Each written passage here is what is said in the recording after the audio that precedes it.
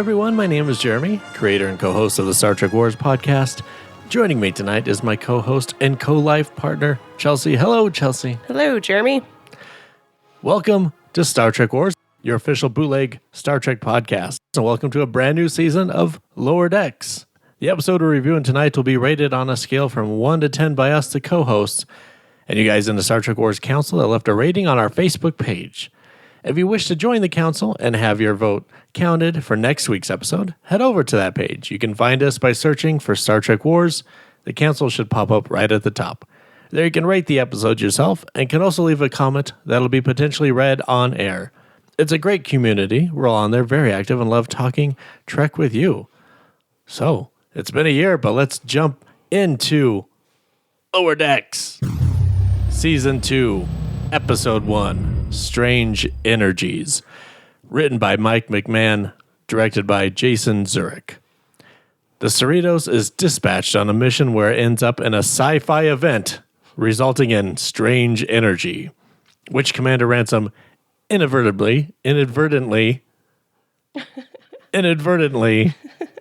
absorbs.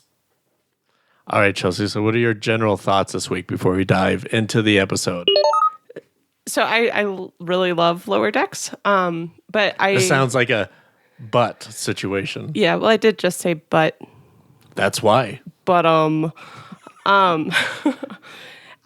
understand it's the first episode, and I remember like season 1. I feel like it took me a couple episodes to like really get into it.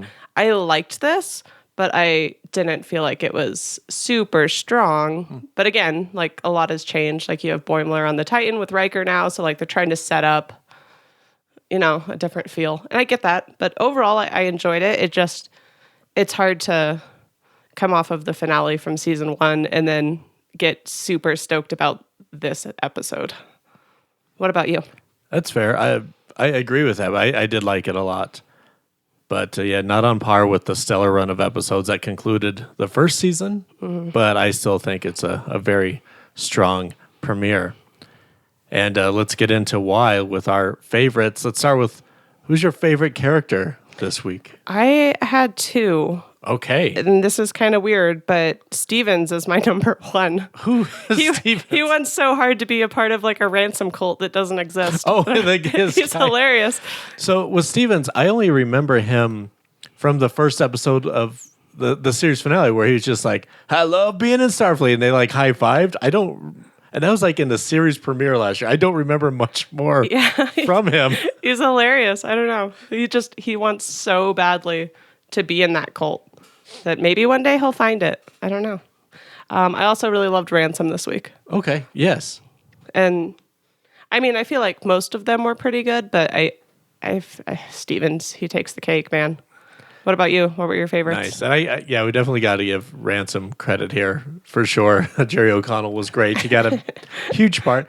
And yeah, he got Gary Mitchell-like powers, but you can kind of see where he's coming from in this. Like, he is number 1. He's the Riker of the ship, and it's just like Picard is making him go through Wesley in order to do anything, and that would be super frustrating. Like he's worked really hard, so you see where he's coming from in this. Not my favorite. My favorite character, I don't know what his name is, but he's the unknown ensign at the con with so many great lines this week, and he's so calm about it too. He's so just like, Captain, there's a giant head flying towards us, and he's growing hands. Brace for grabbing. I don't know who that guy was, but I loved him. But he was great. Favorite character. What are the moments that stand out for you? The first one is just the entire exchange between Jennifer, the Andorian, and Mariner, and the opening. Yes. Ridiculous. Like I want to find out why they hate each other, but I feel like it's just because they're both female. Yeah, there's probably really no reason at all. And that was funny. And I liked it more once you told me that it was Lauren Lapkus playing Jennifer. I was like, oh, okay. I also love the part that you just mentioned where the ensign's just like, he's growing hands, prepare for grabbing. That was a pretty great moment. Yeah, he's like the anti-Boimler on the Titan. He's like cool and calm. Yeah, it's like, Captain, there's a giant head approaching us. Like, what? Like him and Boimler need to switch places. This guy needs to go to the Titan. Truly. Yes, he's more Riker material for sure. What were your favorite moments or moment? I got some favorite moments. I agree with you. The entire cold open of the episode was great. A great way to start the season. Obviously, a big shout out to the Next Generation two-parter Chain of Command, down to Boimler being interrupted, or it being Left for Dead? well, with Interrogated? him being I didn't read my notes. Down to that part with Boimler being interrogated with a bunch of lights. There's just so many cool ship Easter eggs during Mariner's escape. You start off with those. I love the Cardassian Galler class ships, the orange ships. Okay. They look so good in this. You see the Deep Space Nine, Danube class runabouts. What? I missed that. Yeah, both times. So perfect. Dang. You see, of course, the Miranda class is what she escapes in, which is the Reliant from Star Trek II, right down to the perfect recreation of the Reliant bridge that Mariner was on. That's really well done. She blew up Dominion Jem'Hadar warships while escaping. The little purple there's so much. I didn't catch any of that. I failed. We saw it twice, and both times I had to write down more. So I know if we watched it a third time, I'd probably see a dozen more. Yeah, and maybe I'll catch a first one. There are Romulan ships from Nemesis, which you can't be faulted because we haven't gotten to Nemesis yet in our watch. I'm sure I missed a dozen of them, but there's so much going on in there. And I think that cold open, the first 2 minutes and the final 2 minutes are probably the best of the entire episode. Mm-hmm. We also have Dr. Tana, who's always great, mentioning that Kirk stopped Gary Mitchell by dropping a boulder on him. And then laying down that final blow on Ransom by doing the exact same thing, just dropping a boulder on him. Just gently rolling it on top of him. Yeah, the final 30 seconds of mayhem on the Titan, just so great. Frakes is crushing it as this cartoon Riker, all the way down to just screaming, "I love my job," as they're flying through an unknown spatial anomaly. Boeing was just screaming.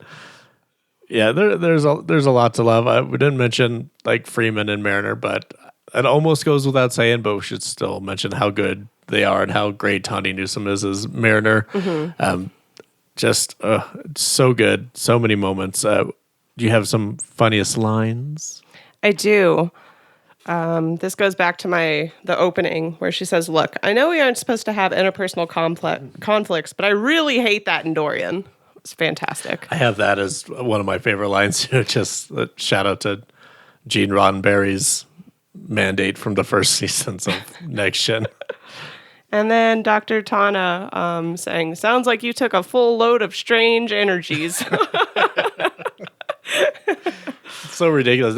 This episode's straight out of the original series and a lot of Star Trek, but just there's so many things that have been described as just strange energies. It makes you godlike. It happens, and this whole premise of the episode is ripped out of the original series. I also liked when she was just kind of Dr. Tana, in the background when Mariner's "I'm gonna blast him," and then just kind of off screen you just hear "I'm gonna go find a boulder." Yeah, I think those are probably my favorite lines. What do you have? Aside from that, I have he just ruined our Museum of Modern Music. Hey, that sounds like something you probably don't need. So that was a good line. And also, when he's dating, Rutherford's dating the Trill again. And the Trill says, "Yeah, my sister's always has to bring up being a symbiont." It's we get it already. Yeah, that would be a point of attention in a Trill household. It's not the fact that she's living all these lives. It's that she can't shut up talking about it. And the Rutherford saying, "If you knew I wasn't in danger, then why were you hunting me?" Yes. He's so innocent the way he delivers these lines. Yes. Such a dark line, but good. It's just so nicely delivered by Rutherford. He's so wholesome. You have any cons? Pros? Do you have any remaining pros? Yes. Okay. you spoke to like the whole Cardassian thing at the beginning, but the very first scene with Mariner and the Cardassian, they have exactly 4 lights in the background, and I thought that was great. Yes. The animation is really good. Yeah, I think it's a new. I don't know if it's a new studio, but it's definitely a new like head of animation, and Yeah. you see that this week for It's sure. a lot more fun to look at. When Mariner just kind of leaves Boimler for dead. This is before we knew it was just like a holodeck. And I was still like, yeah, it's kind of on par for her character. Like, she holds grudges. I get that. I can support that. So that was kind of funny. I absolutely live for like the bright rainbow colors every time like Ransom uses his powers. Like, I loved that. And then he just kind of like pukes up a little rainbow at the end. I was like, oh, Ransom. Which we all do when getting kicked in the crotch repeatedly. Just puke a little rainbow up. It's fine. You mentioned this also, but the level of calmness in the ensign on the bridge is like perfection. Yeah, Boimler would be like peeing his pants and screaming and like maybe still phasing. I don't know. And then I also really enjoyed that while Ransom was like just a giant, powerful murder god, as he said it, he was just like aggressively offering therapy to Mariner and her mom while he's like literally trying to bite the ship. Like, he's trying to like eat the nacelle, and he's just like walking them through like their mother-daughter differences. And then literally anything that Riker says at the end. Yeah. Like, punch me a way out, or oh my Right. gosh. Yeah, he's amazing. That's my additional pros. Do you have additional pros? I think we covered most of them. Okay. I agree, and yeah, they even changed a bit of the opening now. The Cerritos looks a little bit different. Looks like the nacelles are a bit longer. It looks better, a little more detailed. The opening shot or the opening theme looks a little bit different, especially the Borg and fighting the Romulans last season. They've now added Klingon Bird of Praise and the pack-led like hastily slapped together ships from the finale last year. Yeah. So I wonder if that's going to be something that changes every season. Maybe they just keep adding on to that until you get to like season 6, and it's more starships in space at that point. It's just cluttered. Just cluttered. Absolute chaos. But yeah. Oh, sorry. Okay. I was just going to say, like, unpopular opinion. I don't like the way the Cerritos looks as a ship. I don't know if that's unpopular. I feel like it looks like it's missing something. It's a huge secondary hull missing. That's just like, It's just weird. Like, I don't know. I didn't put too much thought into it because it's a cartoon. But, Yeah. like, if I actually saw that ship on, like, a live action, I'd be like, ooh, that's ugly. yeah, I think that's part of the appeal and part of the reasons why. Like, it's not a good ship. No, it's just like a junkyard hoopty. It sure is. They kind of mention, like, when Captain Freeman's talking to her husband, the Admiral, and he even says, like, you know, after you worked with the Packlets last year, after fighting the Packlets, like, you keep it up, you're going to get your own spot on a capital ship, which I haven't really heard of capital ship, but it seems like, yeah, you get upgraded to the big leagues because, yeah, Lower Decks is about the lowest people on one of the worst ships in Starfleet. So, but it's definitely grown on me. But it's supposed to be ugly, and I think it's pretty in that regard. Yeah. It's successful. I feel like making is it nacelles or nacelles? You can go both. I'm going to call it the nacelles because I already called it the nacelles. Yeah, stick with it. I think making those longer made it look uglier to me. I was like, ugh. Like, now it looks even weirder. Yeah. Even with the big alien on the back of it, I was like, it still looks like it's missing something. That doesn't make sense. I like the elongated nacelles. I'll say nacelles just so we cover both bases. Yep. But I like that. Other than that, yeah, just a solid start to the season. I'm super excited going forward. And I'm just excited to have Star Trek back. And this seems to be the Star Trek series with the least amount of hatred and fandom. Really? Yeah. That's shocking to me. So it's kind of nice to have this one back because I don't have to hear as much awfulness that surrounds the other Star Trek series when they come back. You can say like, hey, Lower Decks is out and say something positive without the next 10 comments being, I hate it and it's stupid and you're Kurtzman stupid. got fired. Yeah. Yeah, I don't understand any of that. If you don't like something, guys, just don't watch it. Yeah, there's a reason why we don't cover the Orville on this podcast. Nobody's holding a gun to your head. And if they are, then you need to reevaluate your life, not Star Trek. Yeah. I just don't understand that. I'm just kidding. I know you all love the Orville. We just don't watch it. But if we hated it, we just wouldn't cover it. Yeah, the only exception to that is Babylon 5, guys. Well, we're forced to through our Patreon subscribers, but it's growing on us. Aforementioned gun. Yeah, that's a real thing. Do you have any cons for this? I feel like you do because we've specifically left out half of the storylines. Yeah, so my worst character is Tendi, and that kind of hurt me to write that down because I really remember loving her from last season. Oh, yeah. But like this whole like, almost like, I don't know, like evil madman, mad scientist doctor. I was like, this doesn't look good on her. And like, also, it was confusing because at first it was like, is she jealous? Like, does she want something more romantic with him? Like, because that's an even uglier look on her. But then just to come to find out she's just really insecure. I don't know. I did not like her character at all. What did you think about her? That's my only con. Okay. Also. And then my worst moment is just kind of that entire storyline with Rutherford and Tendi. Like, I don't know. I thought it was kind of dumb.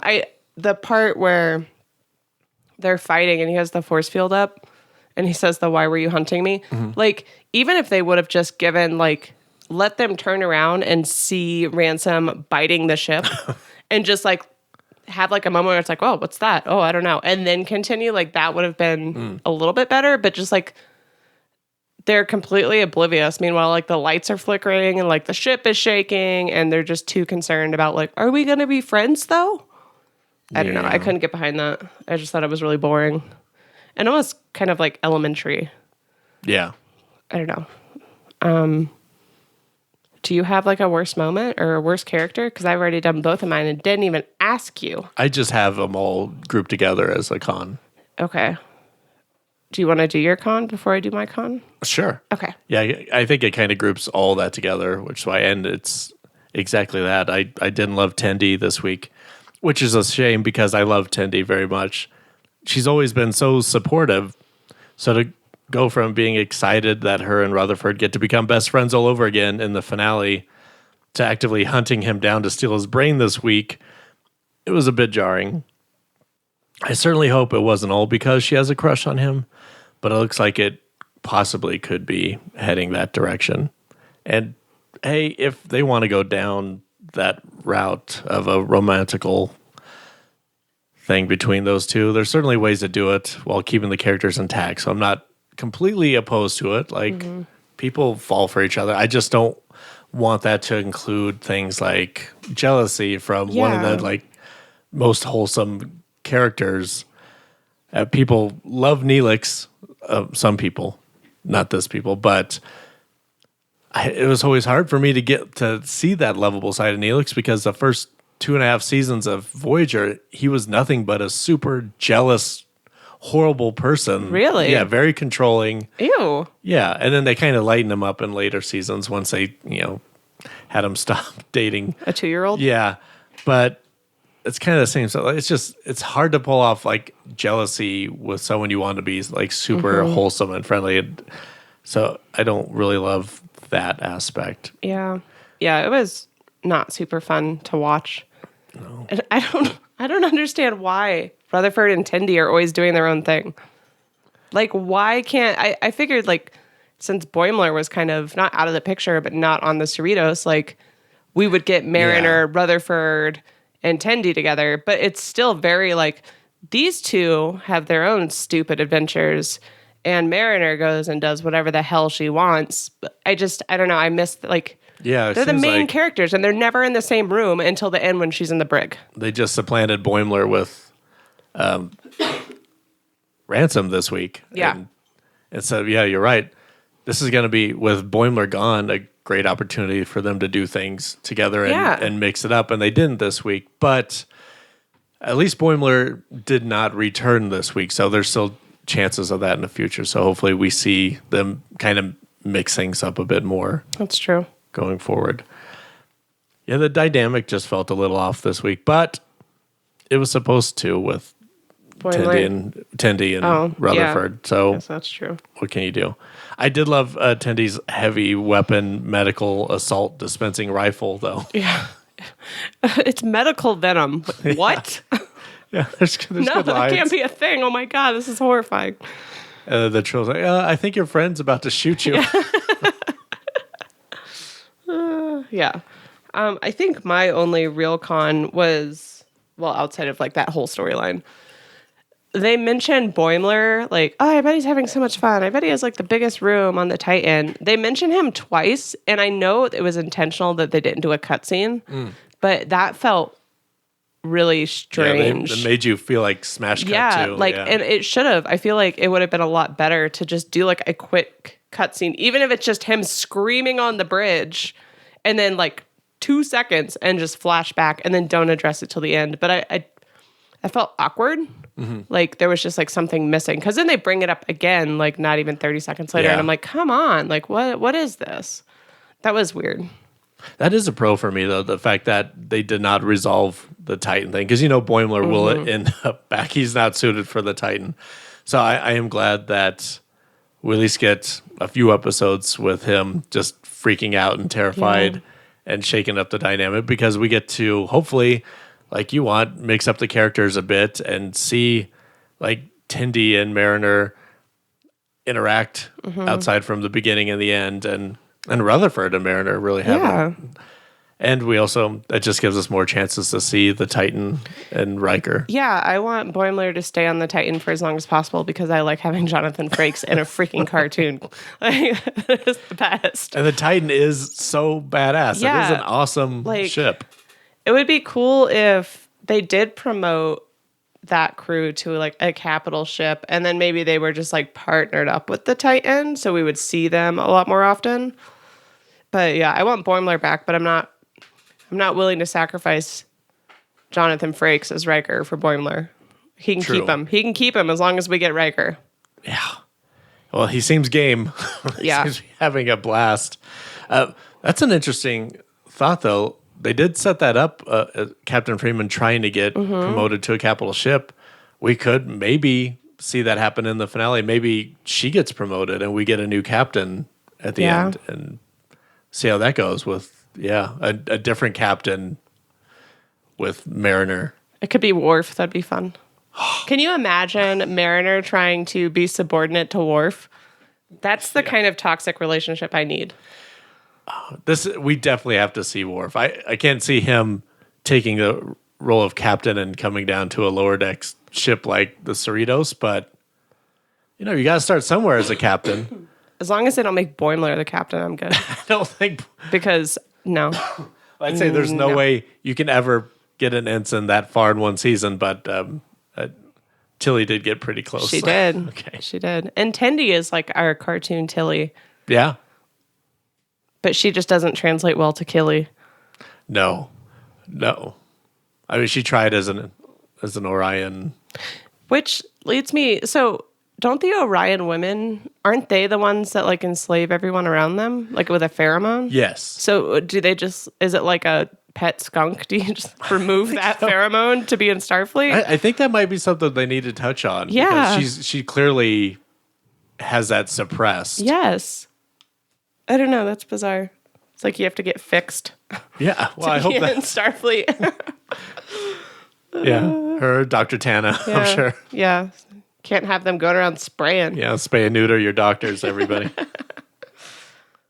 Hopefully that's something we see this season. Yeah. Because that's definitely something.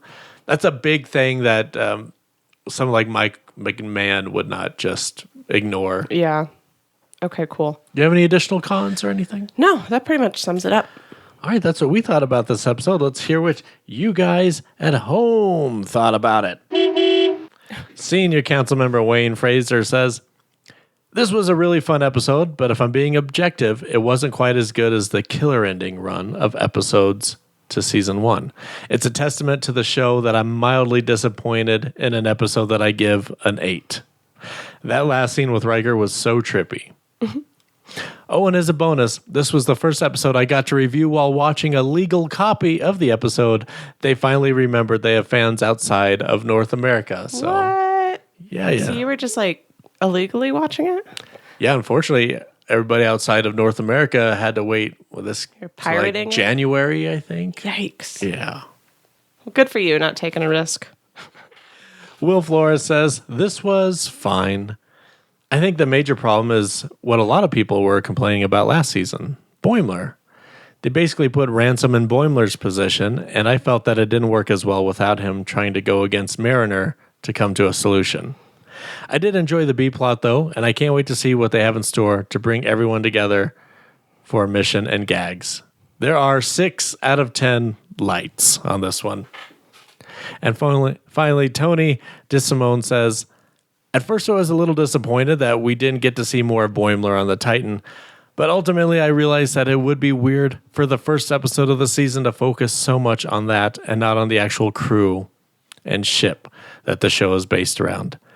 So aside from all that, the episode was very funny with good character development in line with the best of the first season, though I did think that Tendy's actions were a little extreme to be so quickly forgiven, but hey, that's kind of just who Sam and Tendy are.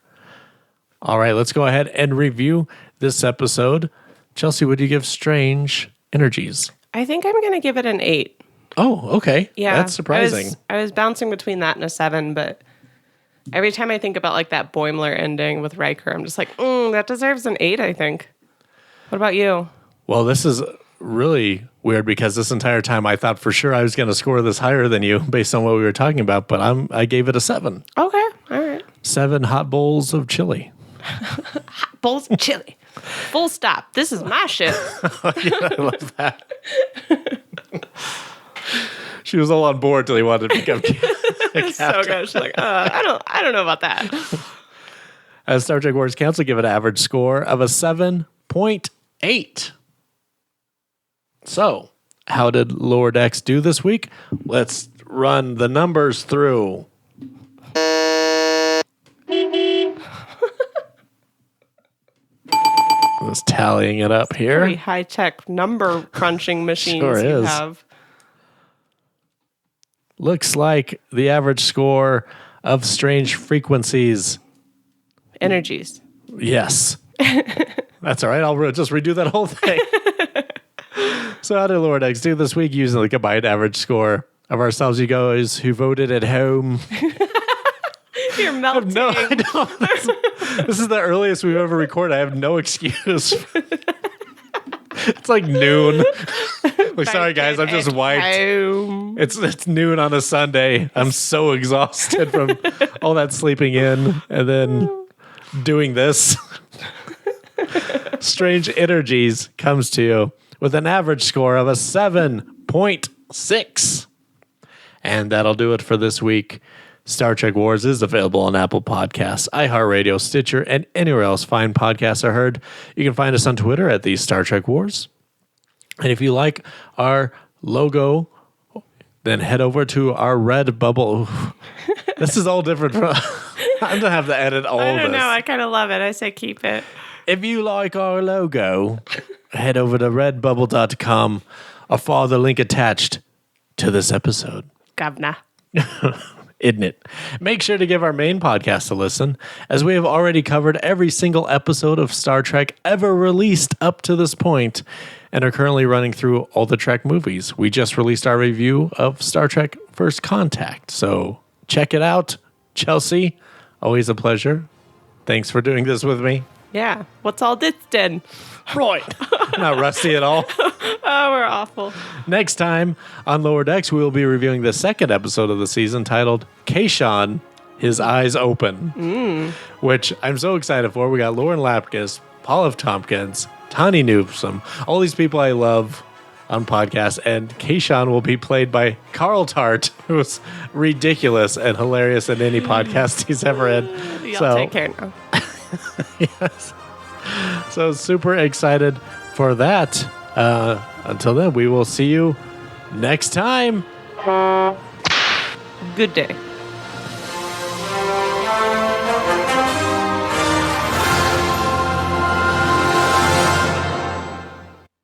Thanks for listening to Star Trek Wars.